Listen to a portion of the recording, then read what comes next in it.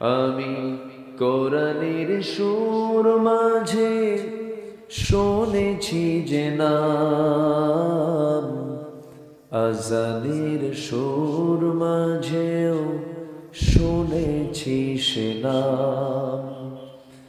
ও নাম শুনেছি আমি আমার হৃদয়, হে রাসূল নবীজি তোমায়,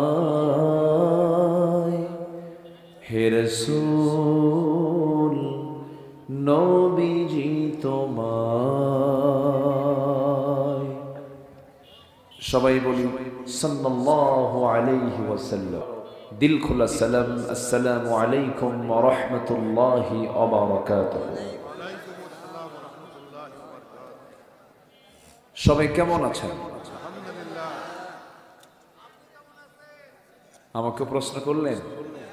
জি আলহামদুলিল্লাহ, আল্লাহ তাআলা আমাকে আপনার মতোই আপনার সাথেই বসে রেখেছেন। বলছি আলহামদুলিল্লাহ।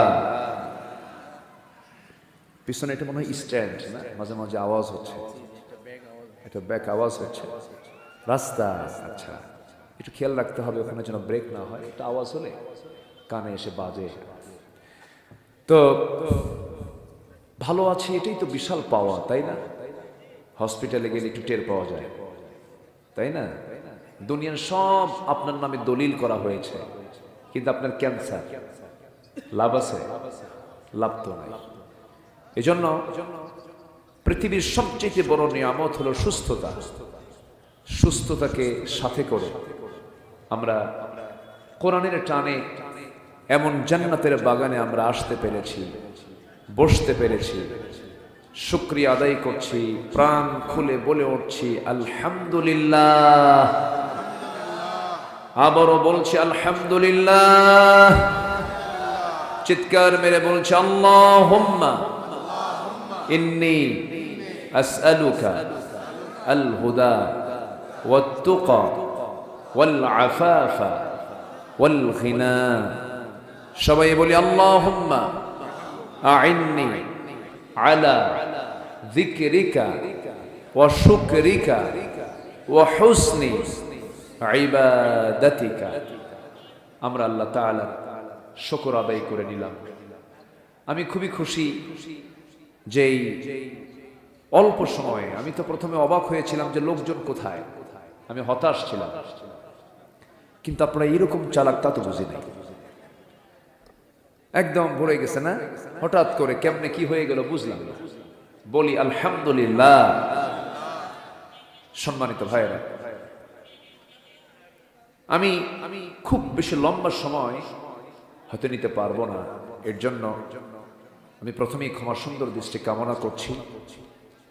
তবে যতটুকু কথা বলবো আমি চেষ্টা করব যে একটা মানুষকে সফল হওয়ার জন্য যতটুকু কথা যথেষ্ট, এতটুকু কথা আমি বলার চেষ্টা করব। জোরে বলি ইনশাআল্লাহ।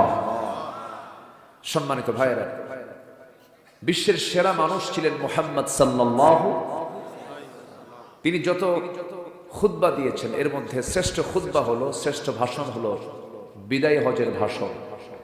এই ভাষণটা ছিল তার অনলি 25 মিনিটস, 25 মিনিট তিনি কথা বলেছিলেন। কিন্তু তার 25 মিনিট বক্তৃতার ভিতরে দুনিয়া, আখিরাত, মানবতা, মানবাধিকার যা দরকার সব এসেছিল।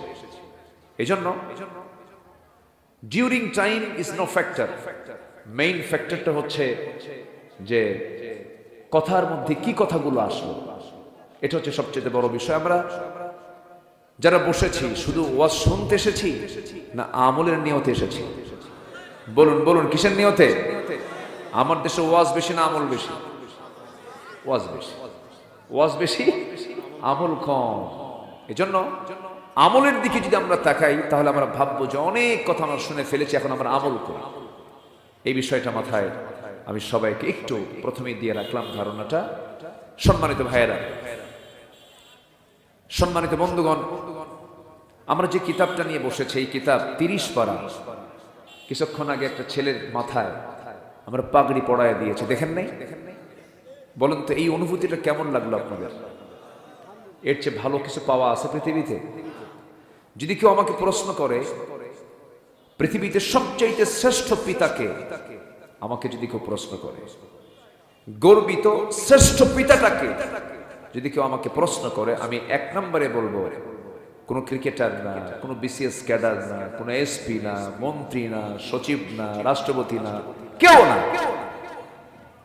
একজন গর্বিত পিতা হলো সেই যে একটা হাফেজের বাপ হতে পেরেছে। বলি সুবহানাল্লাহ, আর একটু জোরে বলি সুবহানাল্লাহ। আপনি মুখস্থ করতে চাইলে আপনি মুখস্থ করতে পারবেন না। কোরআন মুখস্থ সেই করতে পারে যে আল্লাহ তাআলার সিলেক্টেড বান্দা, যাকে আল্লাহ পাক নির্বাচিত করেছেন, সেই মুখস্থ করতে পারে। কেন আমি এই কথা বললাম? আমার নবীর কাছে যখন ওহী নাজিল শুরু হয়ে গেল, আমার নবীজি ওহী পাওয়া মাত্রই বারবার জিহ্বা নড়াচ্ছেন, বারবার আওড়াচ্ছেন, মুখস্থ করার জন্য ছটফট করছেন। একটা করে আয়াত নাজিল হয়, বারবার মুখস্থ করার চেষ্টা করেন। আল্লাহ বলছেন লা তুহাররিক বিহি লিসানাকা লিতাআজালা বিহি, হে নবী আপনি আপনার জিহ্বাকে বারবার আওড়াবেন না, এত অস্থিরতার কিছু নাই, আপনি চিন্তা করবেন না হে রাসূল, আমি আপনার সিনার ভিতরে গোটা কোরআনটা জমা করে দেব। আমি আল্লাহ নিজে আপনার সিনার মধ্যে জমা করে দেব। তাহলে এখন বলুন তো, কেউ মুখস্থ করতে চাইলে কি মুখস্থ করতে পারবে? কে জমা করে দেন? আসতে বলুন না, কে জমা করে দেন? সূরা ফাতিহা মুখস্থ করেছেন কোন দিন মনে আছে কারো? কারো কিন্তু মনে নাই। গোটা কোরআনটাও এমনই, মুখস্থ করতে চাইলে আপনি মুখস্থ করতে পারবেন না, এটা নসিব লাগে। তো আমার উজ্জ্বল ভাইয়ের ছেলে, এটা না উজ্জ্বল ভাইয়ের ছেলে, এই গ্রামেরই সন্তান, সুন্দর একটা গজল গেয়েছে, সুন্দর তেলাওয়াত শুনেছি আমি। আল্লাহ তুমি এই সন্তানকে যুগশ্রেষ্ঠ আলেমে দ্বীন বানাও, জোরে বলে আমিন। সম্মানিত ভাইয়েরা, আসুন আমরা আলোচনার দিকে আস্তে আস্তে এগিয়ে যাই। আমি যেখান থেকে কথা বলার ইচ্ছা পোষণ করছি, সেই সূরাটার নাম হলো সূরাতুল ফাতির। বলুন তো সবাই, সূরাতুল ফাতির।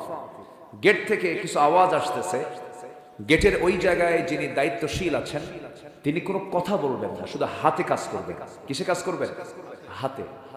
মুখে যদি কথা বলেন তাহলে আমার আওয়াজ আর তার আওয়াজটা এক জায়গায় হয়ে যাবে।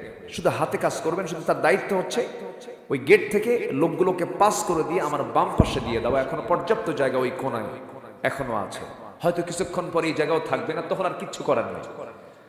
জি সম্মানিত ভাইয়েরা, এখন আসুন আমরা সেই সূরার দিকে চলে যাচ্ছি। ফাতির শব্দটা আল্লাহ তাআলা তার নিজের শান ইউজ করেছেন। এই সূরার শুরুতে 1 নম্বর আয়াত থেকে এই সূরার নামকরণ করা হয়েছে। আল্লাহ রাব্বুল আলামিন বলেন, আলহামদুলিল্লাহি ফাতিরিস সামাওয়াতি ওয়াল আরদি জাইলিল মালাইকাতি রুসুলান উলি আজনিহাতিন মাসনা ওয়া থুলাথা ওয়া রুবা' ইয়াজিদু ফিল খালকি মা ইয়াশা ইন্নাল্লাহা আলা কুল্লি শাইইন কাদির। জোরে বলুন আল্লাহু আকবার। আমার বন্ধুগণ, লাফাসাদাতা, ফাসাদ সৃষ্টি হতো। একজন বলতো সূর্য পশ্চিম, আরেকজন বলতো পূর্বে, লেগে যেত মারামারি। তাহলে ইলাহ আমার কয়জন? আসতে বলুন, কয়জন? তিনি কোথায় বলুন? ডানে, বামে, নিচে না উপরে? কত উপরে? সাব্বিহিসমা রাব্বিকাল আ'লা, সবার উপরে, সবার উপরে। ইসমে তাফজিলের সিগা, যারা আলেম উলামা আছেন ইসমে তাফজিলের সিগা। আমরা যখন কথা বলি শুধু দর্শককে সামনে রেখে আর কথা বলার সুযোগ এখন প্রযুক্তির দুনিয়ায় নাই। আমার এই কথাগুলো এই মুহূর্তে এই ক্যামেরা, অনলাইন পেজের মধ্য দিয়ে কোটি কোটি মানুষের কাছে হয়তো 2-1 দিনের মধ্যে এই আলোচনাগুলো চলে যাবে। এজন্য আপনার উচিত এই কথাগুলো যেন সুন্দর করে আমি বলতে পারি। আপনার সহযোগিতা কি? আপনার চুপ থাকা আর আমার বলা। আর সাহায্য কার? আল্লাহর নাম। আর সাথে আরেকটা কথা বলে রাখি, এদেশের মসজিদ মাদ্রাসাগুলো আমার আপনার লাউ বেচা আর কুদ বেচার টাকা দিয়ে কিন্তু চলে, তাই না? তা আমি যখন মাদ্রাসায় ছিলাম কিছুক্ষণ বসা, তখন দেখি একটু করুন, মানে খুব কষ্ট করে মাদ্রাসাটা পরিচালিত হচ্ছে। এই যে বুলু চাচা আছেন, এনারা চালাচ্ছেন। তো আমরা প্রথমেই দোয়া করব প্রতিষ্ঠানটার জন্য, আল্লাহ যেন এই প্রতিষ্ঠানকে আল্লাহ পাক কবুল করে নেন। সবাই দোয়া করবেন না? 1 নাম্বার। নাম্বার 2 হলো নিজের সন্তানকে দেবেন। নাম্বার 3 হলো কিছু যদি পারেন এই কোরআন শিক্ষার জন্য, দিন শিক্ষার জন্য কিছু দিবেন, আজকেও দিয়ে যাবেন ইনশাআল্লাহ। ইনশাআল্লাহ কিন্তু আসতে হয়ে গেল, এটা জোরে বলি ইনশাআল্লাহ। জি, আসুন আমরা এখন মূল আলোচনার দিকে যাই। তাহলে আল্লাহ তাআলা আছেন কোথায়? বলুন বলুন, সবার উপরে। বলুন সবার উপরে, যার উপরে কেউ নাই। তাহলে বলুন তো, সবার উপরে যিনি, সেই আল্লাহর আইন যদি কেউ না মানে, তাহলে তার নিচে থেকে সেই লোকটা যদি এরকম চিন্তা করে সে সবার উপরে যিনি, তার আইন মানি না, বলুন তো লোকটা কি ভালো না বেকুব? বেকুব কিনা বলেন? বেকুব। এরকম বেকুব তো আমার দেশে নাই মনে হয়। আসতে বলবেন না, আছে না নাই? এখন এখন আমরা একটু দেখি আল্লাহ কত দূরে আছেন, একটু আমাদের মেধাটা একটু খাটাই। আমরা বসে আছি এখন 8 গ্রামে, দুপচাচিয়া 8 গ্রাম। আর কি ইউনিয়ন এটা? চামরুল ইউনিয়নে বসে আছি আমরা। এখান থেকে ঠিক দিনের বেলা আমরা সূর্য পূর্ব দিকে উদয় হতে দেখি, রাতের বেলা চাঁদটা দেখি। চাঁদে মানুষ গেছে, চাঁদে মানুষ গেছে 70 দশকের দিকে। চাঁদ থেকে ফিরে সবগুলো কালেমা পড়ে মুসলমান হয়ে গেছে। আচ্ছা, এখন আমরা যেখানে আছি এখান থেকে সূর্যটা অনেক দূরে, এই জন্য প্লেটের মতো দেখা যায়। সূর্য পৃথিবী থেকে 13 লক্ষ গুণ বড়। কেউ তো সুবহানাল্লাহ বলবেন। শুধু বড় না, অনেক বড়, অনেক বড়। আবার ওই সূর্য থেকে আকাশের কিছু মিটি মিটি মিটি মিটি করে জ্বলা তারকাগুলো, যদিও দেখতে ছোট, জোনাকির মতো, কিন্তু জোনাকির মতো ছোট নয়। এটা এত বড়। বেটেল জুইস একটা তারকা আছে, যে তারকা এই সূর্যের চাইতে একটা তারকা 33 কোটি গুণ বড়। কত কোটি গুণ বলেন? কয়টা তারকা? একটা। তা কার চাইতে? আর পৃথিবী, সূর্য পৃথিবী কত বড়? আবার পৃথিবী, সূর্য পৃথিবী থেকে কত বড়? 13 লক্ষ গুণ বড়। তাহলে চিন্তা করুন, আমি মিটি মিটি করে জ্বলা একটা জোনাকির মতো তারকা আমি চোখে দেখতে পাচ্ছি এত ছোট, পৃথিবীর চাইতে 33 কোটি গুণ বড় একটা। এইরকম করে এই বিশাল মহাশূন্যের মাঝে একটা দুইটা তারকা নয়, কোটি কোটি গ্যালাক্সি আছে। এক একটা গ্যালাক্সির মধ্যে 500 বিলিয়ন করে তারকা আছে। এই সমস্ত তারকাগুলো দিয়ে মহাশূন্য সাজিয়ে রেখেছেন তিনি আমার কে। তাহলে কি আল্লাহর জায়গা আছে? আসতে কয় আল্লাহর জায়গা আছে। নাস্তিকরা কয় আল্লাহ মিনিমাম জান্নাত দেবে 10টা পৃথিবীর মতো একটা জান্নাত। জায়গা কই? দেখো আকাশের দিকে ছায়া দেখো, কত জায়গা পড়ে আছে। যেরকম সুবহানাল্লাহ। আল্লাহ আমার বন্ধুগণ, মানুষ এখন চাঁদে গেল, কিন্তু মানুষ যদি চিন্তা করে চাঁদ তো দেখলাম, সূর্যের কাছে যাওয়া সম্ভব নয়, আমরা একটা তারকার দেশ দেখতে চাই। পৃথিবীর সবচেয়ে নিকটবর্তী তারকা একটা হলো প্রক্সিমা সেন্ট্রাই। প্রক্সিমা সেন্ট্রাই নামক একটা তারকা আছে। ওই তারকার দেশে যদি কেউ বেড়াতে যেতে চায়, চাঁদের দেশের মতো দুনিয়ার কোনো যানবাহন চলবে না, চেষ্টা করা যেতে পারে নভোযান দিয়া। একটা নভোযান দুনিয়াতে মানুষ আবিষ্কার করেছে, যার ঘন্টার গতি হলো অ্যাপোলো 11, যার ঘন্টার গতি হলো 39,000 কিলোমিটার। 39,000 কিলোমিটার বেগে যদি রওনা দেয় দুনিয়া থেকে সেই তারকার উদ্দেশ্যে, তার যেতে সময় লাগবে 1,15,000 বছর মাত্র। যাবেন কারা কারা? হাত তোলেন, বলেন বলেন তো আমরা কি আসি? আর বলেন আমরা কি আসি? আর অহংকার আছে কিছু? অহংকার আছে কিছু? হায় হায় হায়, চেয়ার পাইলে পরে পাগলা হয়ে যায়, ক্ষমতার ছাড়াছাড়ি নাই, সুপারগুলো আটা দিয়ে বসে। ঠিক কি না? 16টা বছর ভালো করে আরাম মতো মাহফিল করতে দেয়নি।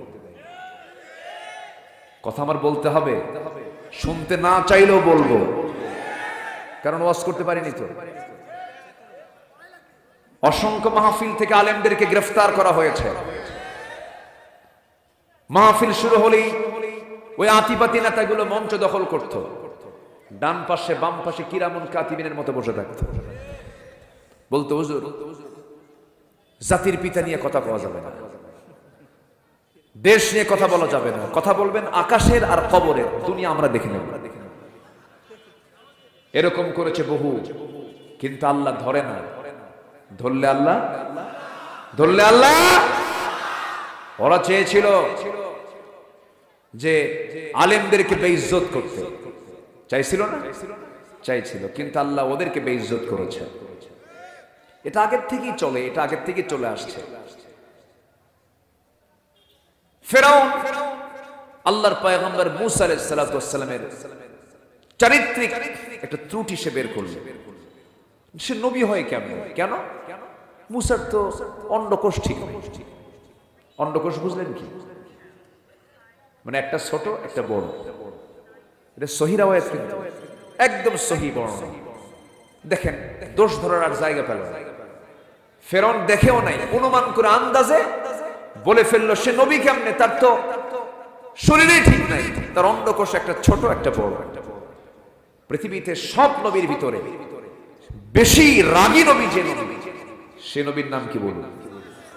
খুব রাগ ছিল, এত রাগ ছিল, তিনি যখন রেগে যেতেন তার চুলগুলো খাড়া হয়ে টুপি ভেদ করে বের হয়ে যেত, এত রাগ ছিল। এবং মালাকুল মউত পর্যন্ত থাপ্পড় খেয়েছে। কিছু হলেই ওনার হাতটা আগে চলতো, বেয়াদবি সহ্য করতে পারতেন না। মালাকুল মউত এসে বলে, মুসা জান কবজ করার জন্য আসছে, তাই বসো। কাছে নিয়ে মারছে থাপ্পড়। এক থাপ্পড় খায় আল্লাহর কাছে যায়, বলে আল্লাহ তুমি কার কাছে পাঠাইছো? উল্টা জান তো কবজ আমারই শুরু হয়ে গেছে। তো উনি এরকম প্রকৃতির মানুষ ছিলেন। আল্লাহর সঙ্গে ডাইরেক্ট কথা বলতেন, মজা করে কথা বলতেন, অডিও কলে কথা বলতেন। ওয়াকাল্লামাল্লাহু মূসা তাকলিমা। একদিন বলে ফেলেন, আল্লাহ অডিও কলে তো কথা বললাম বহুদিন, একটু ভিডিও কল মারবো। কি কল মারবো? ভিডিও। আল্লাহ বললেন, না, আমার কাছে ভিডিও কল হবে না, তো তুমি আমারে দেখতে পারবে না। লান তারানি, আমাকে দেখতে পাবে না, আমাকে দেখতে পাবে সকল বান্দা জান্নাতের মধ্যে। জোরে বলে সুবহানাল্লাহ। সবাইকে দেখতে চান আল্লাহকে? সবাইকে দেখতে চান? জোরে বলি ইনশাআল্লাহ। কোথায় দেখবো আমরা? জান্নাত। একটু কান লাগা, একটু কানটা খরগোশের মতো একটু খাড়া করে, একটু সজাগ হয়ে একটু মনোযোগ দিয়ে কথাগুলো শুনবেন। সম্মানিত ভাইয়েরা, মূসা আলাইহিস সালাতু ওয়াস সালাম ওনার কানে তথ্য আসা মাত্রই গেলেন খেপে, বললেন, আল্লাহ আমার তো এই জাতীয় সমস্যা নাই, আমার তো অন্ডকোষ ঠিকই আছে, দুটোই তো সমান। কিন্তু এই অসমান ফেরাউন গোটা দেশে জারি করে দিয়ে আমার নবুয়তের যে একটা শান মান নষ্ট করার চেষ্টা করছে, আমার শারীরিক ত্রুটি প্রমাণ করার চেষ্টা করছে। তুমি আল্লাহ কি ব্যবস্থা করবা করো। আল্লাহ বললেন, সমস্যা নেই মূসা, একদম তোমার সবকিছু দেখায় দেবো ফেরাউনকে, যাও। জোরে বলি সুবহানাল্লাহ। শুনবেন? আগ্রহ আছে? আপনাদের আগ্রহ আছে? আমি কোনো কথা আটকিয়ে রাখি না, আমার আবার অভ্যাস, আমি সঙ্গে সঙ্গে বলে ফেলি। অনেকে আবার আটকায় রাখে, ওটা আটকায় ওটা আটকায়, এগুলো অভ্যাস আমার নাই, আমি বলে ফেলে দিই। মূসা আলাইহিস সালাতু ওয়াস সালাম তিনি একদিন গোসল করার জন্য পানিতে নেমেছেন। পানিতে নেমে গোসল করবেন, বিকল্প কোনো লুঙ্গি ছিল না, একটা লুঙ্গি ছিল, সেই লুঙ্গি আবার পরতে হবে। লুঙ্গিটা করলেন কি, উঁচু একটা পাথরে রেখে দিলেন, গোসলে নামলেন। গোসলটা শেষ করে তিনি আবার লুঙ্গিটা হাত দিবেন, ইতিমধ্যে আল্লাহ রাব্বুল আলামিন পাথরকে জিন্দা করে বললেন, পাথর লুঙ্গি নিয়ে দৌড় মার, লুঙ্গি নিয়ে দৌড় মার। আল্লাহু আকবার। আল্লাহ যে বলে দিচ্ছেন যে মূসা চিন্তা করো না, একদম খুলে মুলি দেখে দেবো তোমাকে, যাও। চলে গেছে পাথর। পাথরের কি জীবন আছে? কিন্তু জীবন কে দিলেন? আমার কি জীবন ছিল? আমি ছিলাম কি? বলেন কি ছিলাম? খালাকাল ইনসানা মিন সালসালিন কাল ফাখার। আমি শুষ্ক মাটি ছিলাম, কাদা মাটি ছিলাম। সেই মাটি থেকে আমাকে বানিয়েছেন কে? আল্লাহ তাআলা। সেই পাথরটা তাজা হয়ে জিন্দা হয়ে আল্লাহর অর্ডার নিয়ে দৌড়ায়। মুসা আলাইহিস সালাম লুঙ্গি পাবার আশায় তিনিও দৌড়ান, কিন্তু তার জেহেন থেকে তিনি যে উলঙ্গ আল্লাহ পাক ভুলাইয়া দিয়েছেন। তিনি ভুলে গেছেন আমি উলঙ্গ। লুঙ্গি নেবার জন্য তিনি ছটফট করছেন আর দৌড়াচ্ছেন। পাথরও দৌড়ায়, নবীও দৌড়ান। দৌড়াতে দৌড়াতে দৌড়াতে দৌড়াতে এক পর্যায়ে গিয়া সেই পাথরটা লুঙ্গি নিয়ে ফেরাউনের রাজ দরবারের সামনে, যেখানে ফেরাউন মন্ত্রী পরিষদ ক্যাবিনেটদেরকে নিয়ে বসে মিটিং করছে, ঠিক সেই জায়গায় গিয়ে থেমে গেছে। মুসা ওই জায়গা পর্যন্ত চলে গেছেন। ফেরাউন নিচের দিকে তাকায় দেখে না, সবই ঠিকঠাক আছে। আল্লাহু আকবার বলবেন না? ওরা চেয়েছিল আলেমদেরকে বেইজ্জত করতে, কিন্তু আল্লাহ আলেমদের সম্মান ঠিকই রেখেছেন। আল্লাহ ওদেরকে উলঙ্গ করে দেশ ছাড়া করে দিয়েছেন, ঠিক কিনা? দেশ ছাড়া করে দিয়েছেন। নাই 16 বছর একটা প্রতিবন্ধী নেতা ছিল, প্রতিবন্ধী নেতা। মাইক পাইলেই বলতো খেলা হবে। এটা প্রতিবন্ধী, এটার নাম কি? প্রতিবন্ধী নেতা। কিছু হলেই এই কথা বলতো, একটা আপত্তিকর কথা। এটা ওয়েটফুল লোকের মুখ থেকে ওয়েটলেস কথা কি মানায়? মানায় না। এগুলো বলতো প্রায় প্রায়, কিন্তু কই খেলবেন কেমনে? উনি তো নাই, উনি তো ফেরেশতা হয়ে গেছেন। ফেরেশতাও দেখা যায় না, এদেরও দেখা যায় না। সম্মানিত ভাইয়েরা, তাহলে সম্মান দেওয়ার মালিককে আসতে বলবে না? সম্মান দেওয়ার মালিককে। সম্মান চাইবো আমরা কার কাছে? আসতে বলবেন না কার কাছে? আল্লাহর কাছে। আমরা তো বাঁচার জন্য আসিনি ভাই, পৃথিবীতে আসছি আমরা কিসের জন্য? মরার জন্য। বাঁচা তো জীবন নিয়ে তো আসছি, এখন কি করব? মরবো। এখন কি করবো বলেন? মরবো। এই যে উনি মরে যাবেন, উনি মরে যাবেন, আমিও মরে যাব, উনিও মরে যাবেন, উনিও মরে যাবেন। কেউ কি থাকবেন আপনারা? সব তো চলেই যাব। আমার এক বন্ধু ছিল এই দুপচাচিয়াতে, সে আর্মিতে চাকরি করত, নাম জিয়াউর রহমান। খুব কাছের বুজম বন্ধু ছিল। আমি সময় পেলাম না, হলে যেতাম বাড়িতে, আমি যেতাম। খুব কাছের। সে কোরআন তেলাওয়াতে আজান কম্পিটিশনে গোটা দেশের মধ্যে ফার্স্ট হয়েছে। হ্যাঁ, সে আর্মিতে চাকরি করলো। অনেক মাঝে মাঝে কথাবার্তা হতো।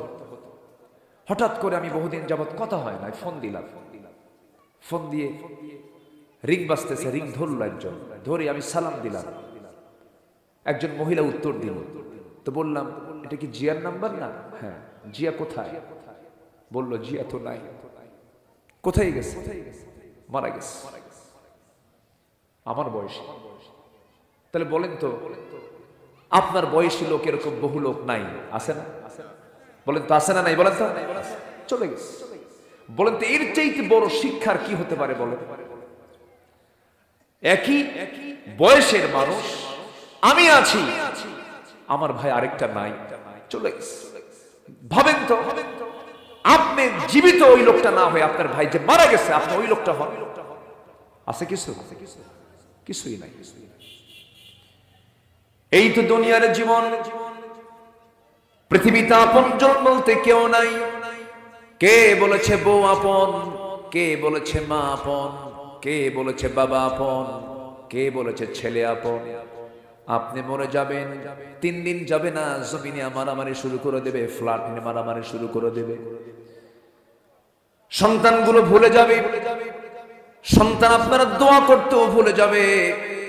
কিন্তু আপনার বউ, যে বউটা আপনার জন্য দিওয়ানা ছিল, যুবক তুমি নতুন বিয়ে করেছো, 2 বছর বিয়ের বয়স, হঠাৎ করে তুমি চামরুল 8 গ্রাম বাজার থেকে যাচ্ছিলে তুমি দুপচাচিয়া, হঠাৎ করে রোড অ্যাক্সিডেন্ট করে তুমি মোটরসাইকেল দুর্ঘটনায় পড়ে তুমি মারা গেলে। তোমার সুন্দর বউটা বাড়িতে, ছোট্ট একটা বাচ্চা, তুমি মরে গেছো। সেই দিন তোমার বউটা সেন্সলেস হয়ে পড়লো, কাঁদলো, ঠিক আছে। কিন্তু এই কান্না কি সারা জীবন কাঁদবে নাকি? সারা জীবন কাঁদবে? কয়দিন? 1 মাস কাঁদলো না হয়, 2 মাস কাঁদলো না হয়, কিন্তু খাওয়া স্বাভাবিক হয়ে যাবে, চলাফেরা স্বাভাবিক হয়ে যাবে। সন্তান এতিম হয়ে গেল, সন্তানটাও ধীরে ধীরে বড় হয়ে যাবে। তোমার শ্বশুর বাড়ির লোকজন তোমার ওই সুন্দরী বউটাকে নিয়ে চলে যাবে। 6 মাস 7 মাস পর তারা পরামর্শ করে তোমার সেই বউটাকে আরেক জায়গায় বিয়ে দেবে। অন্যের সংসারে চলে যাবি, স্বামী পাবি নতুন, পরে বউটা ফোন দিয়ে বলবে তার আব্বা আম্মাকে, আব্বা আম্মা আমার ব্যাপারে তোমরা যে সিদ্ধান্ত নিয়েছো বিয়ে দেওয়ার, তোমাদের সিদ্ধান্ত খুব ভালো ছিল, ইতিবাচক ছিল, কারণ আমার আগের স্বামীর চাইতে এই স্বামীটা আরো ভালো। এটাই হলো দুনিয়ার নিয়ম। দুনিয়া আমাকে রাখে না, দুনিয়া আমাকে লাথি মেরে বের করে দেয়। স্বপ্নের বাড়ি বানিয়েছেন, সন্তান দখল করে ফেলবে। ব্যবসা বাণিজ্য করেছেন, সন্তান দখল করে ফেলবে, একজন থেকে আরেকজন নিয়ে নেবে। কিন্তু আপনাকে যিনি কখনো একটা সেকেন্ডের জন্য ছাড়বেন না, ভুলবেন না, তিনি আমার কে? কিন্তু আমরা বলে থাকি কারে? আল্লাহকে। সে আল্লাহ কি আমরা ভুলে থাকি। এটা আমাদের ব্যর্থতা। জানেন, আল্লাহ আমাকে ভুলেন না, এক সেকেন্ডের জন্য তিনি ভুলেন না আমাকে। তিনি কি করেন? তিনি ওই বললাম না, আমার আল্লাহ তাআলা কোথায় আছেন? শুধু মহাশূন্য গিয়ে থেমে গেছে, আর পারলাম না। এই আকাশ, দুই আকাশ, তিন আকাশ, চার আকাশ, পাঁচ আকাশ, ষষ্ঠ আকাশ, সপ্তম আকাশ, এরপর আরশে আজিম, এই বিশাল পথ আল্লাহ পাড়ি দিয়ে আমাকে আপনাকে মাফ করার জন্য, আমাকে আপনাকে টাইম দেওয়ার জন্য প্রত্যেক রাত্রিতে ফিস সামাঈদ দুনিয়া, দুনিয়ার আকাশে এসে বলেন, আলা মিন মুস্তাগফিরিন ফাগফির লাহ, কোন ক্ষমা প্রার্থী আছো আমার কাছে ক্ষমা চাবে, আমি ক্ষমা করার জন্য আরশে আজিম থেকে প্রথম আকাশে এসেছি, বান্দা ক্ষমা চা, মাফ করে দেব। তাহলে আমাকে ক্ষমা করার জন্য বেশি পথ পাড়ি দিয়ে আসেন তিনি কে? আসতে বলেন তিনি কে? একটা হাদিসে এসেছে, যখন কোন বান্দা আমার দিকে এক হাত আগাবে, আমি তার দিকে 10 হাত আগাবো। যখন কোন বান্দা আমার দিকে হেঁটে আসে, আমি তার দিকে দৌড়ায় দৌড়ায় যাই। দুনিয়ার মানুষকে আপনি একবার, দুবার, তিনবার, চারবার ডাক দিবেন, বিরক্ত হয়ে যায়। কিন্তু আপনি আপনার আল্লাহকে যতবার ডাকবেন, আমার আল্লাহ তত বেশি খুশি হয়ে যায়। জোরে বলি সুবহানাল্লাহ। আমরা চাইবো কার কাছে? আসতে বলেন না, চাইবো কার কাছে? আমার সবচেয়ে বেশি আপন কে বলেন? সবচেয়ে বেশি আপন কে? আল্লাহ। সে আল্লাহকে আমরা টাইম দেব, আল্লাহকে আমরা সময় দেব। 24 ঘন্টার মধ্যে স্পেশাল কিছু টাইম আছে। স্পেশাল টাইমের মধ্যে একটা স্পেশাল টাইম হলো আজানের সময়টা। আজান কয়বার দেয়? আসতে বলবেন না, কয়বার দেয় আজান? প্রথম আজানটা কখন হয় বলেন? ফজর। আকিমিস সালাতা লিদুলুকিশ শামসি ইলা গাসকিল লাইলি ওয়া কুরআনাল ফজর, ইন্না কুরআনাল ফজরি কানা মাশহুদা। নাম্বার 2 হলো যোহর, নাম্বার 3 হলো আসর, হাফিজু আলাস সালাতি ওয়াস সালাওয়াতুল উসতা। নাম্বার 3 হলো দুলুকিশ শামসি ইলা গাসকিল লাইল, সালাতুল মাগরিব। নাম্বার 5 হলো সালাতুল ইশা। এই 5 ওয়াক্ত ডিউটি করবে যে জান্নাতের চাবি পাবে সে। জোরে বলে সুবহানাল্লাহ। মুমিন জীবনের ডিউটি হলো কয়বার? 5 বার। আপনি অফিসে গেলেন না, একটা না 3-4 দিন চাকরি থাকবে, আপনাকে শোকজ করবে, অনেক কিছু করবে। আমার আপনার ডিউটি, এটা ফরজ ডিউটি। আমার আল্লাহ আমার সব হকগুলো পূরণ করেছেন। শ্বাস প্রশ্বাসের জন্য নাকের ডগা অক্সিজেন দিয়েছেন। আমাদের এসেনশিয়াল খাবারটা ভাত বেশি দরকার না, অক্সিজেন বেশি দরকার। কোনটা ফ্রি করে দিয়েছেন বলেন? আল্লাহু আকবার, আল্লাহু আকবার। অক্সিজেনটা কি করে দিয়েছেন? ফ্রি করে দিয়েছেন। কে বলেছে আল্লাহ খাওয়ায় না? যে বলে আল্লাহ মানে খাওয়ায় না। আল্লাহ মানে কেমনে খাওয়ায়? আল্লাহ মানে কেমনে সরাসরি খাওয়ায় দেয়? প্রশ্ন যারা করবে, সোজা তাদের নাক মুখ চেপে ধরে বলবেন, দেখ চুপ থাক কিছুক্ষণ, অক্সিজেন ছাড়া দেখ কে খাওয়ায়। সুবহানাল্লাহ বলবেন না? কে খাওয়ান? আল্লাহ খাওয়ান। সব জরুরি জিনিসগুলো সব আল্লাহ পাক ফ্রি করে দিয়েছেন, ফ্রি করে দিয়েছেন। আল্লাহু আকবার। যাদের করোনা হয়েছিল, করোনার সময় অক্সিজেন কিনতে হয়েছে। ওই যে বড় বড় কি ওটা সিলিন্ডার গুলো কিনে একদম অবস্থা খারাপ, শ্বাস প্রশ্বাস নিতে পারতেছে না। সেই সময় সিলিন্ডার অক্সিজেন ভরা, নিতে পারে না, গ্রহণ করতে পারে না। আর আল্লাহ তাআলা আমার আপনার নাকের ডগে ফ্রি সার্ভিস করে দিয়েছে। জোরে বলি সুবহানাল্লাহ। আমাকে খাওয়ান কে? কে খাওয়ান? যুবক, আল্লাহর সাথে মহব্বত করো। যে সুন্দরী, রূপবতী, মেয়েকে দেখে তুমি অস্থির হয়ে যাও, তুমি কি জানো না ওই সুন্দর রূপবতী নারীটা কে বানিয়েছেন? সে আল্লাহ আবার অফার দিচ্ছেন, তুমি কি জানো এই সুন্দরী নারীর চেয়েও সুন্দরী রূপবতী কিছু গুণ অর্জনকারিণী কিছু নারী আমি তোমার জন্য জান্নাতে রেখে দিয়েছি। জোরে বলি সুবহানাল্লাহ। এই অফার কে দিয়েছেন? আল্লাহ দিয়েছেন। দুনিয়ার এই সুন্দরী নারী নাও, কিন্তু ইজাব কবুল করো। কি করো? ইজাব কবুল কইরা কবিলতু, কবুল করলাম এই কয়া তুমি গ্রহণ করো, কিন্তু আকাম কুকাম কইরো না। ওই যে বটতলা গাছতলা, তারপরে সিপা সুপায় বসে, তারপরে ইদানিং কিছু রিসোর্ট বের হয়েছে, বিভিন্ন ছোট্ট ছোট্ট রুম বানায়, জোড়ায় জোড়ায় বসে বাকবাকুম বাকবাকুম, এগুলো আছে না নাই বলেন তো? আছে না নাই? আচ্ছা, এগুলো করতে চাও, এগুলো লস প্রজেক্ট। ফুসকা খাওয়া লস, চুরি ফিতা কেনা লস, বিয়ের আগে যা করবা সব লস প্রজেক্ট। বিয়া করো, মোহাব্বত তৈরি করো, কোনো সমস্যা, কোনো বাধা নাই। আমরা একটি সুন্দর সমৃদ্ধশালী বাংলাদেশ দেখতে চাই। যুবকরা তোমরাই পারবে, তোমরা এই পরিবর্তন এনেছো, তোমাদের রক্তের এই বদলায় এই পরিবর্তন, এই পটভূমি রচনা হয়েছে, এই পট চেঞ্জ হয়েছে। অতএব যুবকরা তোমাদের চরিত্র যদি তোমরা সুন্দর করতে পারো, আগামীর বাংলাদেশ তোমার হাতে উঠবে। কিন্তু আকাম কুকাম করা যাবে না। নামাজ পড়তে হবে কয় ওয়াক্ত? আসতে বলবেন না, কয় ওয়াক্ত? 5 ওয়াক্ত নামাজ আমরা পড়বো। জোরে বলি ইনশাআল্লাহ। আমরা টাইম দেব কয়বার? 5 বার। বান্দা যখন ওযু বানায়, ওযু করার সঙ্গে সঙ্গে তার হাত ধৌত করে, হাতের সগীরা গুনাহগুলো মাফ হয়ে যায়। মুখমণ্ডল ধৌত করে, মুখের সগীরা গুনাহগুলো মাফ হয়ে যায়। মাথা মাসে করে, মাথার সগীরা গুনাহগুলো মাফ হয়ে যায়। 2 পা ধৌত করে, 2 পায়ের সগীরা গুনাহগুলো মাফ হয়ে যায়। বান্দা যখন নামাজের নিয়তে হেঁটে হেঁটে মসজিদের দিকে রওনা দেয়, প্রত্যেক কদমে 10 নেকি করে লেখা শুরু হয়ে যায়। বান্দা যখন নামাজে দাঁড়ায়, আল্লাহ বান্দার সামনে দাঁড়ায়া যায়। জোরে বলি সুবহানাল্লাহ। আমার সামনে আল্লাহ কখন দাঁড়ান? নামাজে, কান্নাকা তারাহু। আমার বন্ধুগণ, নামাজটা কত গুরুত্বপূর্ণ বিষয়। আল্লাহ বলছেন বান্দারে নামাজের কোনো ক্ষমা নাই। মুসাফির আছো, আমি 4 রাকাতকে 2 রাকাত করে দিলাম, তোমার কষ্ট লাঘব করে দিলাম। এই যে আমি এখানে এসেছি, এশার নামাজ যখন পড়লাম, আমাকে বলল হুজুর আপনার পেছনে সমস্ত মসজিদের নামাজ পড়বে, আপনি একটু নামাজটা পড়ান। আমি বললাম ভাইরা, আল্লাহ আমাকে বোঝা চাপায় দিয়েছে কম, আল্লাহ আমার বোঝা কমায় দিয়েছে। আল্লাহ বলছে 4 রাকাতকে 2 রাকাত কর, আমার সম্ভব না। সুবহানাল্লাহ বলবেন না?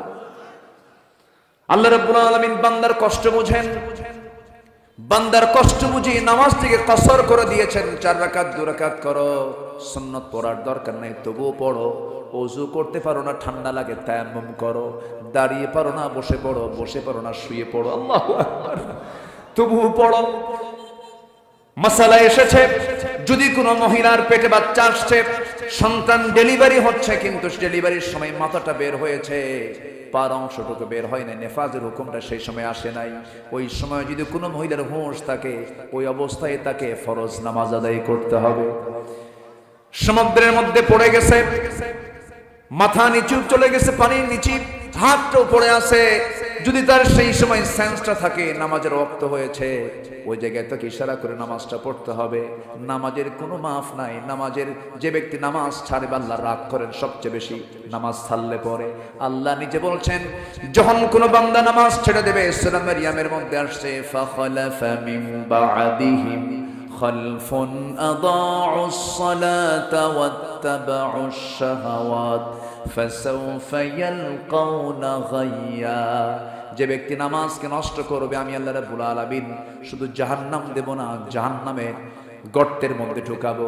দুনিয়াতে যারা জেল খাটছেন, জেলের মধ্যে আরেকটা জেল আছে, সেটা হচ্ছে সেল। কি বলেন তো? কি সেল? সেল কষ্ট না, জেল কষ্ট।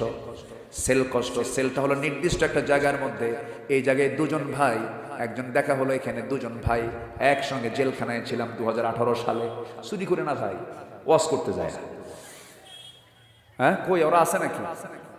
2 জন ভাই, একটা হচ্ছে নাম হলো সেলিম, আমার খেদমত করেছে জেলখানার ভিতরে। আমারে ওই তো, এই যেখানে একজন আছে, আর কোথায় যেন আছে একজন, হ্যাঁ ওই যে সামনে বসে, ওই যে সেলিম।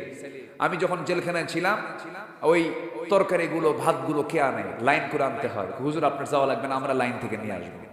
গোসলের পানি, ওযুর পানি সবসময় খেদমত করেছে। আল্লাহ তুমি তাদেরকেও তোমার কুদরতি খেদমত দিয়ে খেদমত করো। জোরে বলি আল্লাহুম্মা আমিন। আল্লাহ পাক মানে আমি ভাঙ্গা চুলা, আমি তেমন কিছু না। আলেমদের সম্মান এটা মাথায় রাখবেন, সব জায়গায় আছে না নাই? আছে না নাই? আছে। 16 বছর আমাদেরকে ওরা রাজাকার বলে গালি দিয়েছে, আমরা পাকিস্তান যাই নাই, কিন্তু যারা আমাদেরকে রাজাকার বলে গালি দিয়েছে তারা সবগুলো আজকে হিন্দুস্তানে রাজাকার হয়ে হিন্দুস্তানে গিয়ে বসে আছে। আমরা মরে গেলেও দেশ ছাড়বো না, আমরা দেশকে ভালোবাসি। ঠিক কিনা বলেন? কষ্ট পাচ্ছেন নাকি? নামাজ ছাড়বেন তো জেলখানায়, আল্লাহ পাক শুধু জেলখানায় ঢোকাবেন না, জেলখানার সেলের মধ্যে ঢোকাবেন। গাইয়া, গাই নামক গর্ত আছে জাহান্নামের, গাই নামক গর্তটাকে জাহান্নাম পর্যন্ত ভয় পায়। এত ভয়ঙ্কর সেই সেল, সেই গর্তগুলো এত ভয়ঙ্কর। কে রেখে দিয়েছেন? আল্লাহ রেখে দিয়েছেন। জাহান্নামটা কত ভয়ঙ্কর দেখেন, সেই জাহান্নাম আবার ওই গর্তগুলোকে ভয় পায়। তাফসীরে কুরতুবীর মধ্যে এটা আসছে।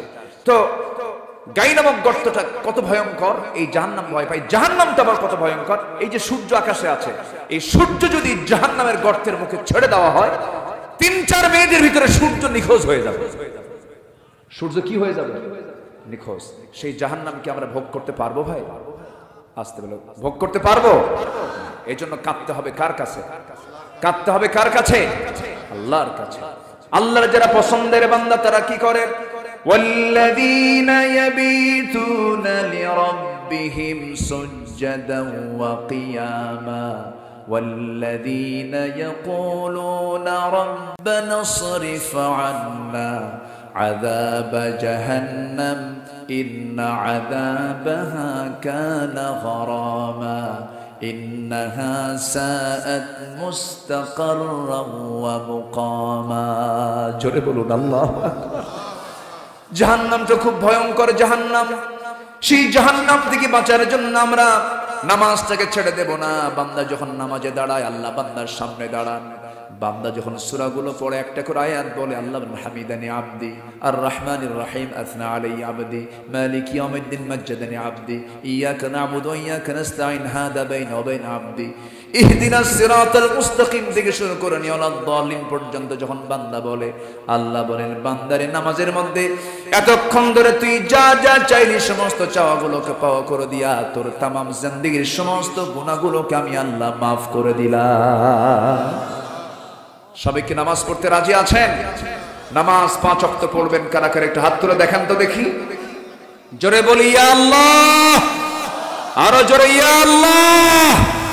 আমাদেরকে 5 ওয়াক্ত সালাত আদায় করার তৌফিক তুমি আল্লাহ দিয়ে দাও। জোরে বলি আমিন, আরো জোরে আমিন। হাত নামান। তাহলে আজকের থেকে জাহান্নাম থেকে বাঁচার জন্য 1 নাম্বার যে কাজ কি পড়বো বলেন? বউ যদি নামাজ না পড়ে কি করবে?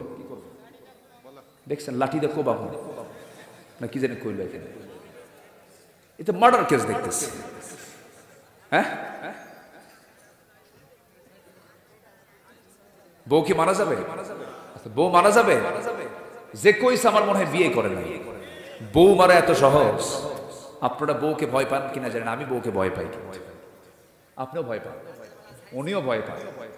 যে স্বামী স্ত্রীর মধ্যে মহব্বত আছে সে অবশ্যই একজন আরেকজনকে ভয় পায়। বউ ভয় পায়, স্বামীও ভয় পায়। আল্লাহু আকবার বলেন। এটা হচ্ছে মহব্বতের ভয়। কিসের ভয় বলেন? সম্মান, সম্মান, এটা সম্মান। এটা দেখবেন বউর অনেক ধমক মারে, অনেক কিছু বলে, স্বামী চুপ করে থাকে। বল বাবা, তোর তো বলতেই হবে, কারণ বাচ্চা কাচ্চা তোর কাছে। তুই যদি 1.5 বছরের বাচ্চা যদি একবেলা দিয়ে যাস তাহলে তো আসার খায় মরবে। যা বলবো সমস্যা নেই। কি কথা বলছেন? বইয়ের কাছে আমরা কি ধরা আছে কিনা বলেন? উপায় তো নাই। এই জন্য মারা যাবে না। কি কথা ক্লিয়ার? মারা যাবে না, বুঝাতে হবে। 4 কারণে একটা স্বামী তার স্ত্রীকে শাসন করতে পারে, শাসন করবে, কিন্তু শাসনের ভাষা আছে। 4টা কারণে শাসন করবেন স্বামী তার স্ত্রীকে। নাম্বার 1 হলো যদি নামাজ না পড়ে। নাম্বার 2 হলো যদি রোজা না রাখে। নাম্বার 3 হলো যদি স্বামীর আনুগত্য না করে বৈধ আনুগত্য, ফেরাউন মার্কা কথা শোনা যাবে না। কিছু পুরুষ আছে দেখবেন, কিছু স্বামী আছে বউকে মানুষকে দেখায়, আছে না, হুন্ডাই তুলে গোটা নগরও দেখায়, গোটা দেশ দেখায়, বউয়ের ছবি তুলে ফেসবুকে দিয়ে দেয়, দেখো তো আমার বউটা দেখতে কেমন, আসুন সবাই আমার বউটাকে জামাতের সাথে দেখি। যেরকম নাউজুবিল্লাহ, এই আছে না নাই? আছে। এগুলো হচ্ছে ছোট লোক। এগুলো কি বলেন তো? ছোট লোক, চরিত্রহীন মানুষ। এগুলো করা যাবে না। বউকে সেফটি করতে হবে। নাম্বার 4 হলো সতীত্বের হেফাজত যদি না করে, পর্দায় যদি না থাকে, শাসন করবেন। তবে শাসন করার জন্য সিস্টেম হলো লাঠি দিয়ে মারা যাবে না। পকেটে যে থাকা মেসোয়াকটা আছে, 9 ইঞ্চি মেসোয়াক, সেই মেসোয়াকটা আপনি আস্তে করে বের করবেন, মেসোয়াক দিয়ে মারবেন। শর্ত হলো মুখে মারা যাবে না, নাকে মারা যাবে না, চোখে মারা যাবে না, বুকে মারা যাবে না। মারবেন কই? মারার জায়গায় তো শেষ। যদি কোনো মানুষ যদি মেসোয়াক দিয়ে কারোর সামনে যদি বউকে মারতে নাই, সবাই বলবে মারে না, আদর করে। কি করে? চান্সে ছিলেন, উপায় নাই, বউকে মারার কোনো সুযোগ নাই। বসেন। আমার বন্ধুগণ, একটু কান লাগাবেন, মনোযোগ দিয়ে সবাই শুনবেন, তাহলে নিজেও নামাজ পড়ব, বউকেও নামাজ পড়াবো, পরিবারকেও নামাজ পড়াবো, ছেলে মেয়েদেরকে নামাজ পড়াবো। বাড়িতে আমার ঘুম থেকে উঠবো, আমি ফজরের সময় উঠলাম, ফজরের একটু আগ দিয়ে উঠলাম, ছেলের ঘরে গিয়ে বলবো আসসালাত আসসালাত, মেয়ের ঘরে বলবো আসসালাত আসসালাত, বউটাকে ডেকে তুলবো, নামাজ হয়ে যাবে। নামাজ যখন হয়ে গেল, সুন্দর করে বলবেন ও আমার সন্তানরা কোরআনটা তেলাওয়াত করো। 3টা কাজে কোনো লস নাই। কয়টা কাজে লস নাই বলেন? 3 কাজে লস নাই। সূরা ফাতির, কোন সূরা থেকে কথা শুরু করছিলাম বলেন তো? সূরা ফাতির। 3 কাজে কোনো লস নাই। ইন্নাল্লাযীনা ইয়াতলুনা কিতাবাল্লাহি আকামুস সালাহ ওয়া আনফাকু মিম্মা রাযাকনাহুম সিররাও ওয়া আলানিয়াতান ইয়ারজুনা তিজারাতান লান তাবুর। জোরে বলুন আল্লাহু আকবার। নিঃসন্দেহে যারা নাম্বার 3টা কাজ করবে, এর মধ্যে 1 নাম্বার হলো যারা আল্লাহর কালামকে যারা সুন্দর করে তেলাওয়াত করবে। দিন শুরু হবে কি তেলাওয়াত দিয়ে বলেন? আস্তে কয়, আরো জোরে, আরো জোরে। আমার দাদির যুগে দাদিরা কোরআন পড়তেন, ভাবির যুগে ভাবিরা কোরআন পড়েন না। মাত্র সকাল 10টার দিকে ঘুম থেকে ওঠেন, কিন্তু আমার দাদি উঠেছেন সূর্য ওঠার আগে না পরে, আগে উঠেছেন, এই জন্য দাদির চোখ নষ্ট হয় নাই। আমি আমার নিজের দাদিকে দেখেছি খালি চোখে 85 বছর বয়সে কোরআন পড়তে, নিজের চোখে দেখেছি। দাদিরা মূর্খ ছিলেন, দাদিরা কম পড়েছেন, কিন্তু তাদের মধ্যে যোগ্যতা বেশি ছিল। বলুন তো, দাদির যুগে তালাক বেড়েছে না আজকের যুগে তালাক বেড়েছে? আজকে শিক্ষিত কম না বেশি? তো অর্থ মূর্খ থাকাই ভালো ছিল। শিক্ষিত হয়ে যদি তালাকই হয়, তাহলে ওই শিক্ষার কোনো দরকার আছে? সংসার তো অশান্তি। কারণ আছে যে শিক্ষা 54 বছরের জাতিকে দেওয়া হয়েছে, এই শিক্ষা দিয়া আখিরাত পাওয়া যাবে না। বিসিএস ক্যাডার কোরআন পড়তে পারে না, বিসিএস ক্যাডার ওযুর ফরজ জানে না। আছে না নাই বলেন তো? আছে না নাই? আচ্ছা, এই জন্য আমরা আল্লাহর কালামকে সুন্দর করে তেলাওয়াত করব। জোরে বলি ইনশাআল্লাহ, জোরে বলি ইনশাআল্লাহ। 3 কাজে লস নাই। কয় কাজে লস নাই? 3টা কাজ যারা করবে তাদের ব্যবসায় কোনো লস নেই। তিজারাতাল লান তাবুর, তাদের ব্যবসায় কোনো লস হবে না কখনো। তিজারা মানে বিজনেস। আল্লাহ বিজনেস শব্দটা কেন বললেন? মানুষ বিজনেসের কথা শুনলে কথার আগ্রহ কমে না বাড়ে? বাড়ে। তুমি কি জানো এই ব্যবসাটা খুব ভালো? তখন মনোযোগ দেয়। আল্লাহ বলছেন এই 3টা কাজ করবা, এই 3টা কাজের এই বিজনেসে কোনো লস নাই। এর মধ্যে 1 নম্বর চলছে হলো আমরা সুন্দর করে কোরআন পড়বো। নামাজে কোরআন পড়া আছে না নাই? আসতে বলবেন না, আছে না নাই? নামাজ পড়লে কি পড়া হয়ে যাচ্ছে? কোরআনটা পড়া হয়ে যায়। কোরআন শোনাও হচ্ছে, কোরআন পড়াও হচ্ছে। আমার বন্ধুগণ, নামাজের মধ্যে মজা পেতে হবে, নামাজের মধ্যে তৃপ্তি পেতে হবে। আমার নবীজি গোটা রাত চলে যেত, 2 রাকাত নামাজ শেষ হতো, সাইয়েদনা ওসমান নামাজে দাঁড়াতেন, 1 রাতের ভিতরে তার ম্যাক্সিমাম কোরআনের তেলাওয়াতটা হয়ে যেত। এত লম্বা লম্বা নামাজ পড়েছেন, কপালটা ফুলে যেত, হাঁটুগুলো ফুলে যেত, সেজদার মধ্যে চোখের পানি ফেলে ফেলে কাঁদতেন, ডুকরে ডুকরে কাঁদতেন। নাসাই শরীফের হাদিস, আমার নবী যখন কাঁদতেন, পাতিলে পানি তুলে চুলার ভিতরে আগুন ধরায়া দিয়া ওই পাতিলের পানি যখন সিদ্ধ হয়ে যায়, যখন আওয়াজ হয় টকবক টকবক আওয়াজ হয়, যেমন আমার নবীজি সেজদার মধ্যে যখন সেজদায় পড়ে কাঁদতেন, টকবক করা পানির মতো আওয়াজ আমার নবীর মুখ থেকে বের হতো। আমরা কাঁদবো কার কাছে? আসতে বলবেন না, কাঁদবো কার কাছে? আমার কাঁদার ভাষা কে সবচেয়ে বেশি জানেন? দুনিয়ার কারো কাছে কাঁদবেন, সে ভাববে হয়তো আমার কাছে অভিনয় করে কান্দে, ধান্দায় কান্দে, উদ্দেশ্যে কান্দে, বউ কান্দে, স্বামী কয় তুই কিসের জন্য কান্দিস এত? আবার কেউ কারোর জন্য কান্দলে বলে এটা অভিনয় করে কান্দে। কিন্তু বান্দা যখন অভিনয় করো, যখন আল্লাহর সামনে কান্দে, আল্লাহ বলেন বান্দা অভিনয় করো কান্দলি তুই আমার কাছে, আমি তোকে মাফ করে দিলাম। আমরা কাঁদবো কার কাছে? পৃথিবীর প্রথম ভাষা আমরা পৃথিবীতে এসে হেসেছি না কেঁদেছি? পৃথিবীর প্রথম ভাষা আমাদের কান্না না হাসি? কান্না। অতএব পৃথিবী কান্নার জায়গা। পৃথিবী থেকে যখন জান্নাতে চলে যাবো তখন আমাদের কিসের জায়গা? হাসার জায়গা। আমরা হাসবো জান্নাতে গিয়ে। জোরে বলি ইনশাআল্লাহ, আর জোরে বলি ইনশাআল্লাহ। আমার বন্ধুগণ, আল্লাহর কালাম তেলাওয়াত করলে উপকার কি? অসুখ হবে না সহজে। অনুনাজ্জিলু মিনাল কুরআনি মা হুয়া শিফাউ ওয়া রাহমাহ। কোরআন যখন তেলাওয়াত হয় বান্দার অসুখ দূর হয়ে যায়। আল্লাহ কোরআনটা নাজিল করেছেন রহমত করে, শেফা করে। ছোট্টবেলায় আমার আম্মা মাঝে মাঝে বলতেন, বাবা যা হুজুরের কাছে গিয়ে ফোঁটো দিয়া নিয়ে আয়, একটু শরীরটা পড়ায় নিয়ে আয়, এরকম করে বলতেন। হুজুরের কাছে যা, দম দিয়ে দেবে, ফু দিয়ে দেবে। হুজুরের কাছে গিয়ে বসতাম, মাথাটা আগায় দিয়ে বলতাম হুজুর মাথাটা ছুঁয়ে দেন, একটু আদর করে দেন, দোয়া করে দেন, ফু দিয়ে দেন। কিন্তু হুজুর এত চালাক ছিল, মনে মনে পড়তেন, কি জোরে জোরে পড়তেন না আস্তে আস্তে পড়তেন। আম্মার কাছে এসে বলতাম, মা হুজুর কি যেন কয়ে দোয়া করলো, কিন্তু আস্তে আস্তে কয়ে কেন? মা কোনো জবাব দিলেন না। কিন্তু বড় হয়ে জবাব পেলাম এটাই, হুজুর আস্তে আস্তে বলেছেন যেটা, সেটা আমিও জানতাম। সূরাতুল ফাতিহা, জোরে কোন সুবহানাল্লাহ। সূরাতুল কি? ফাতিহা পরে ফু দিবেন, মরা ছাড়া সব ওষুধের মধ্যে আছে। জোরে বলে সুবহানাল্লাহ। কি ছাড়া? কি ছাড়া? মরা ছাড়া সব ওষুধের মধ্যে আছে না নাই? আচ্ছা। আমার বন্ধুগণ, সাহাবে কেরাম যখন অবসর হতেন কোরআন তেলাওয়াত করতেন। কোরআনটা পড়লে পরে শয়তান সহজে কাছে আসে না, শয়তান সহজে ওয়াসওয়াসা দিতে পারে না। এই কিতাবের সঙ্গে সম্পর্ক যার বেশি, আল্লাহর সঙ্গেও সম্পর্ক তার বেশি। জোরে বলি সুবহানাল্লাহ। এই জন্য আমরা কোরআন শুনবো, বেশি বেশি গান শুনবো। কম গান শুনবেন, কমও শোনা যাবে না, বেশিও শোনা যাবে না। আমরা গানের কাছেই যাব না। জোরে বলি ইনশাআল্লাহ। এই আশেপাশে কিছু একটা মেলা আছে, গোপীনাথ না কি জানি কয়, হ্যাঁ দেখেন হুজুর সব খবর কিন্তু রাখে। হ্যাঁ, এদিক দিয়ে চলে যায় আক্কেলপুর, খেতলাল, তারপরে বদলগাছি, নওগাঁ, বিভিন্ন দিকে এদিক দিয়ে চট করে একটা টার্ন মেরে শর্ট রাস্তা দিয়ে চলে যায় নওগাঁ টার্ন করে। তখন শুনি যে এখানে নাকি বিশাল মেলা হয়, লাখ লাখ বুজুর্গানে দিন এ জায়গায় আসে। কথা বলছেন? আসে। তো এগুলো আমাদের বন্ধ করা উচিত। যেখানে যাত্রা আছে, যেখানে নাটক আছে, যুবকরা লাঠি নিয়ে দাঁড়ায় যাবে। আসতে কও কেন? এখন সময় এসেছে বাংলাদেশকে সংস্কার করা। তোমরা যদি গণভবনের জালিমকে যদি 45 মিনিট টাইম দিতে পারো, দুনিয়ার সামাজিক কাজ তোমাদের বন্ধ করার দায়িত্ব নিতে হবে মুসলমান। পারবা তোমরা, তোমরাই পারবা। জোরে বলি ইনশাআল্লাহ, আর জোরে বলি ইনশাআল্লাহ। যখন এই সমস্ত মাহফিল আসে, যখন কথা বলি, সবার আগে আফসোস লাগে কার একটা নাম নিলেই, সেটা হচ্ছে আল্লামা সাইদি সাহেবের নামটা মনে পড়ে। আহারে, উনি এই মাহফিলগুলোর প্রচলন শুরু করেছেন। তাফসীর মাহফিল, তাফসীরুল কোরআন মাহফিল, এই নামটা আগে ছিল না।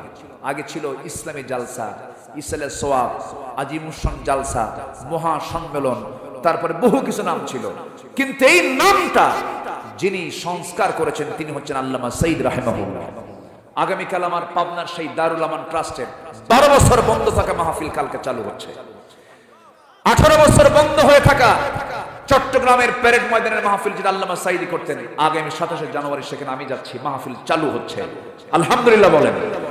সিলেটের এমসি কলেজ মাঠ, আলিয়া মাদ্রাসা মাঠ বন্ধ ছিল, সেই মাহফিল গত 9 জানুয়ারি শেষ করেছি। আমরা মাহফিল করেছি। বন্ধ করতে চেয়েছিল, কোরআন কেউ বন্ধ করতে পারবে না। কোরআন যচল করতে যাবে সে অচল হয়ে যাবে, এটাই ইতিহাস। এটা কি ইতিহাস? কিন্তু বড় আফসোস, তবে আফসোসটা কেটে যাবে। আমরা স্পষ্ট ভাষায় দায়িত্বহীন কণ্ঠে জানিয়ে দিতে চাই, আল্লামা সাঈদীর জীবনকে নিয়ে যারা নাটক করেছে 13 বছর। শুধু তাই নয়, 13 আগস্ট 2023 সালে চোখের নামে রিপোর্ট হতো, অনেক কিছু হতো। এখন ডিসি অফিস থেকে, এসপি অফিস থেকে উল্টা ফোন দিয়ে বলে, হুজুর কি প্রটোকল লাগবে, কি কিছু পাঠায় দেব কি? এই পরিবেশ কেউ তৈরি করে দেয় নাই। আরো জোরে বলেন তিনি কে? আরো জোরে বলুন তিনি কে? আল্লাহ পাক। শুকরিয়া আদায় করব, আগামীর দেশ হবে বাংলাদেশ, হবে কোরআনের বাংলাদেশ। জোরে বলি ইনশাআল্লাহ। এই জন্য নিজের যোগ্যতার দরকার আছে না নাই? কি নামাজ পড়বো না বিড়ি খাবো? বিড়ি খাওয়া লোক আমার দেশে কম না বেশি? বিড়ি খায় বেশি না নামাজ পড়ে বেশি? ভালো করে কম। এই সেলিম ভাই, কি জেলখানাও কম খায় না বেশি খায়? ওখানেও বেশি। হাই রে বিড়ি খায়, বাপরে বাপ, ইটের ভাটা ফেল, এত খাওয়া খায়। শীতের মধ্যে আরো বাড়ে এটা। প্রত্যেক বাজেটে বিড়ির দাম বাড়ালেও বিড়িখোররা কয় আরো বাড়া, প্রয়োজনে বাড়ি বেঁচে খাওয়া। এত খাওয়া খায়। আল্লাহ সকল নেশা থেকে জাতিকে হেফাজত করুন। জোরে বলি আমিন। আরো জোরে আমিন। দুপচাচিয়ার মানুষ ইসলাম প্রিয়, তার বড় প্রমাণ। আমি উঠেছি 8:30টার দিকে, তার একটু আগেই 8:30 এখানে মঞ্চে এসেছি। একদম কানায় কানায় ভরে গেছে সেই সময়।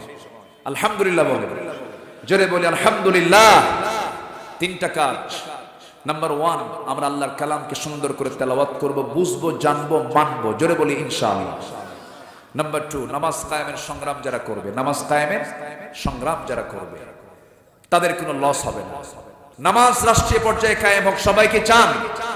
এই দেশ তো অনেকেই চালিয়েছে, কেউ নামাজ কায়েমের আইন তারা পাশ করেনি, কেউ করেছে মুসলমান, কিন্তু ইসলাম তারা কায়েম করেনি। সব দেখা শেষ। আগামীর দেশ আমরা দেখতে চাই কোরআনের দেশ। জোরে বলি ইনশাআল্লাহ। এই কোরআন দিয়ে রাসূল জিরোকে হিরো বানায় দিয়েছেন। জিরোকে কি বানায় দিয়েছেন? ওমর কি ছিলেন বলেন? ওমর কি হিরো ছিলেন না জিরো ছিলেন? কি হয়ে গেছেন? হিরো। আবু বকর জিরো ছিলেন, হিরো হয়ে গেছেন। তো এক একটা আবু বকর বের করেছেন কোন সমাজ থেকে? যে সমাজের মানুষগুলো নিজের মাকে বিয়ে করত, নিজের মাকে বিয়ে করত। কাবার চত্বরে, আপনি হজে গেছেন তো, কাবার চত্বরে কাবা সামনে রেখে উলঙ্গ হয়ে তওয়াফ করত। এত অজ্ঞ, এত বর্বর একটা জাতি ছিল। সেই জাতিকে আল্লাহওয়ালা বানালেন কিচ্ছু দিয়া নয়। কি দিয়া বলেন? কোরআন দিয়া। এক সাহাবী কান্দে আর বলে, হুজুর আমার সব গুনাহ মাফ হবে, এই গুনাহ মনে হয় মাফ হবে না। কি গুনাহ করছে বলো? হুজুর নিজের হাতে মেয়েকে খুন করেছে। তাই? কেমনে খুন করলা বলো তো? হুজুর আমার বইয়ের গর্ভে যখন সন্তান 6 মাস, বললাম বাবার বাড়ি যাও, সন্তান ছেলে হলে আনবি, মেয়ে হলে জীবন্ত পুঁতে মারবি। আমি কিচ্ছু বললাম না, পাঠায়া দিলাম। ছেলে হয়েছে না মেয়ে হয়েছে আমাকে শুধু বললো যে মৃত সন্তান হয়েছে, কিন্তু মেয়ে হয়েছে। সন্তানটাকে ধীরে ধীরে বড় করে আমার আড়াল থেকে রেখেছিল, আমার আড়ালে রেখেছিল। হঠাৎ করে আমার চোখের সামনে ধরা পড়ে গেছে, আমার মতো চেহারা। চট করে টান মেরে এসে বউয়ের সামনে হাজির করে বললাম, বলো তো এটা কার? বউ কেঁদে কেঁদে বলে, সন্তানটা আমাদের। আমি তেলে বেগুনে খেপে গেলাম, কিন্তু বুঝতে দিলাম না। সন্তানটার সঙ্গে অভিনয় করলাম, বুকের মধ্যে জড়িয়ে ধরলাম, আদর করলাম। মেয়েটা বলে, বাবা কোনোদিন বাবার ডাক শুনিনি, বাবার আদর দেখিনি, বাবা খুব খুশি হয়েছে। হুজুর আমি মেয়েটাকে খুব কাছে টেনে নিয়ে অভিনয় করে ওর হৃদয়ের মধ্যে ঢুকে গেলাম। পরের দিন সকালবেলা বললাম, চলো তোমাকে তোমার নানির বাড়ি নিয়ে যাব। এই কথা বলে রওনা করলাম। রওনা করে যখন সামনের দিকে রওনা করেছি, সামনে একটা জঙ্গল পেলাম। জঙ্গলের দিকে রওনা করতে মেয়েটার মুখ ছোট হয়ে গেল। বলছে, বাবা এই দিকে যাও কেন? নানির বাড়ি তো এই দিকে। কিচ্ছু বললাম না, গর্ত খনন শুরু করে দিলাম জঙ্গল পার হয়ে। ঠিক দুপুরবেলা প্রচন্ড গরম, ঘাম ঝরতেছে শরীর থেকে। মেয়েটা গামছা দিয়ে আমার ঘামগুলো মুছে মুছে দেয়। আর আমার মেয়েটা দেখলাম আমার দাড়ির মধ্যে হুজুর মাটিগুলো ছিটকেসে লাগে। আর মেয়েটা 5 আঙ্গুল দিয়ে খিলাল করে করে সেই দাড়ির মাটিগুলো সরায় সরায় দিয়ে বলে, বাবা নানির বাড়ি কখন যাবে আমার? তুমি এখানে গর্ত খনন কেন করো? কিচ্ছু বললাম না। গর্ত খনন যখন শেষ হয়ে গেছে, সঙ্গে সঙ্গে আমি আমার মেয়েটাকে অভিনয় করে বললাম, মা দেখো তো গর্ত খনন কেমন হয়েছে। মেয়েটা উকি মেরে যখন দেখতে লাগলো, পিছন দিকে আমি চলে আসলাম। দিলে কোনো মায়া হলো না, সজোরে একটা ধাক্কা মারলাম। এক ধাক্কায় গর্তের মধ্যে পড়ে গেছে। উপর হয়ে পড়ে চট করে চিত হয়ে 2টা হাত এক জায়গায় করে বলছে, বাবা বুঝতে পেরেছি তুমি আমাকে কেন এই জায়গায় নিয়ে এসেছো। আমাকে মেরে ফেলবে, তুমি আমার আম্মার কথাটাই সত্য হয়ে গেছে বাবা, তাই যদি হয় বাবা একটা বারের জন্য প্রাণ ভিক্ষা চাই, তুমি আমার একটা বারের জন্য বাঁচাইয়া দাও, বিনিময়ে চেহারা আমি আজীবন তোমার সামনে আর কোনোদিন সামনে দেখাবো না বাবা, আমাকে বাঁচাও, আমাকে বাঁচাও, প্রাণ ভিক্ষা চাই তোমার কাছে। হুজুর এতবার অনুনয় বিনয় করলো, দিল কাঁদলো না, পাষাণ হৃদয় জেহালাতের কারণে। আমি আমার হাতের মধ্যে পাথর নিয়ে তার কলিজা বরাবর এত জোরে মেরে দিলাম, ফিঙ্কি দিয়ে রক্ত পড়া শুরু হয়ে গেল। বাবা হয়ে নিজের মেয়েটাকে পাথর চাপা দিয়া, মাটি চাপা দিয়ে জনমের মতো শেষ করে দিলাম। হুজুর ইসলাম গ্রহণ করেছি, ইসলাম গ্রহণের পর থেকে নিয়ে আজ পর্যন্ত কোনো রাত আমি ঘুমাতে পারি না। যখন রাতের বেলা ঘুমাতে যাই পিছন থেকে মনে হয় আমার মেয়েটা আব্বা আব্বা বলে ডাকে। হুজুর আমার এই গুনাহ মনে হয় মাফ হবে না। রাসূল বলছেন, না রে সাহাবী, তুমি যে এই গুনাহটা করেছো ইসলাম পূর্ব জীবনে, ইসলাম না জানার কারণে, না বোঝার কারণে আল্লাহ রাব্বুল আলামিন দিন গ্রহণ করার কারণে এই গুনাহ তোমার জীবন থেকে আল্লাহ রাব্বুল আলামিন ঝরিয়ে দিয়েছেন। জোরে বলেন সুবহানাল্লাহ। কি মানুষ ছিল তার, আর কি হয়ে গেল তার, আল্লাহু আকবার বলেন। নাম্বার 3 হচ্ছে ওয়ানফাকু মিম্মা রাযাকনাহুম সিররা ওয়া আলানিয়া, যারা খরচ করবে আমার পথে প্রকাশ্যে এবং গোপনে। আমি প্রথমেই শুরুতে বলেছিলাম যে যে মাদ্রাসার উদ্যোগের মাহফিল, এই মাহফিলে সবাই প্রিপারেশন নেবেন নিজের সন্তানকে দেওয়ার জন্য, দোয়া করার জন্য। আর নাম্বার 3 হলো কিছু অর্থ মাদ্রাসার জন্য আমরা দেব গোপনে এবং প্রকাশ্যে। কার পথে? আসতে বলবেন না, কার পথে? সম্মানিত ভাইয়েরা, সম্মানিত বন্ধুগণ, আব্দুল মান্নান নামে একজন পুলিশ ভাই ঢাকাতে চাকরি করেন, এই গ্রামের মানুষ। উনি আমাকে ঢাকাতে গিয়ে দাওয়াতটা কনফার্ম করেছেন, বলেছিলেন আমি আসছি। এরপরে আমার উজ্জ্বল ভাই কোথায়? হাফেজের বাপ। এই উজ্জ্বল ভাইয়ের ছেলেটা আজকে হাফেজ হয়েছে, মাথায় দস্তারবন্দি দেওয়া হলো। বলেন আলহামদুলিল্লাহ, অনেক মেহনত করেছে। তো আমি সময়টাকে আর ক্ষেপণ করতে পারছি না। এর কারণ হলো আমার বয়ানটা মূলত আজকে আমি মান্নান ভাইকে বলেছিলাম যে মাগরিবের পরে দিলে ভালো হয়, মাগরিব থেকে এশা। আমাদের তো গোটা দেশের মানুষ চায়, হাজার হাজার, এবছর না হলেও 12 থেকে 15,000 মাহফিল কমিটি অ্যাপ্লিকেশন দিয়ে রাখছে, যা শেষ করতে লাগবে 72 বছর। এখন কোন দিকে যাই আমি? মাহফিল দিলে খুশি, না দিলে চেহারা কালো বানায় ফেলে। তো আজকে আমার আরেকটা জায়গায় প্রোগ্রাম আছে, সেখানে আমাকে একটু যেতে হবে। আমি স্পষ্ট করেই বললাম, একটা আকাশের পাখি যখন আকাশে ওড়ে তখন এক ডানায় ওড়ে না 2 ডানায় ওড়ে? 2 ডানায়। একটা ডানা যদি ভেঙে দেন তাহলে কি আকাশে পাখি উড়বে? উড়বে না। তো সব দিকে আমরা খেয়ালটা করবো। আমি যতটুকু পেরেছি, মাগরিবের সময় বয়ানটা ছিল, সেখান থেকে আমি আসার পরে আপনারা আসছেন, আমি সময় নিয়ে যতটুকু কথা বলেছি, কেউ উঠবেন না।